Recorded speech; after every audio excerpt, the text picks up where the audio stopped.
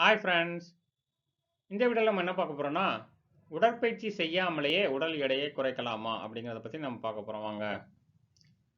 உடல் எடையை குறைக்கணும் அப்படின்னு சொன்னாலே எல்லாரும் உடனே முதல்ல சொல்கிறது உடற்பயிற்சி செய்யணும் அப்படிங்கிறது தான்.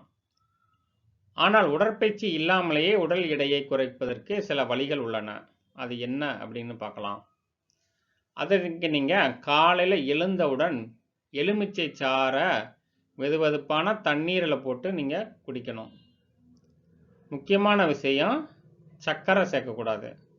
ஸோ சர்க்கரை இல்லாமல் நீங்கள் குடிச்சிங்கன்னா எலுமிச்சை சாறு உங்கள் உடல் எடையை குறைக்க உதவும்.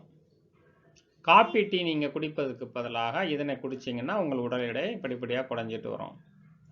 அதே போல் காலை உணவாக புரோட்டீன் சத்து நிறைந்த உணவை சாப்பிடணும். அது என்னென்னு பார்த்தீங்கன்னா ஓட்ஸு, முட்டை மற்றும் பழங்கள் சாப்பிடலாம்.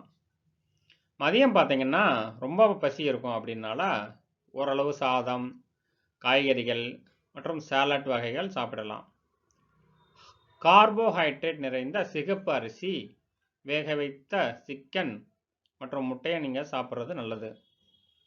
மாலையில் பார்த்தீங்கன்னா டீ அல்லது காப்பி குடிச்சிங்கன்னா கொஞ்சம் புத்துணர்ச்சியாக இருக்கும் உங்களுக்கு. இரவு உணவுக்குன்னு தனியாக சமைக்காமல் மதியம் நீங்கள் என்ன சாப்பிட்டீங்களோ அதையே நீங்கள் இரவும் சாப்பிட்டுக்கலாம். இதனை அடுத்து நீங்கள் தூங்குவதற்கு முன்னாடி 1 டம்ளர் பால் குடிச்சிக்கலாம்.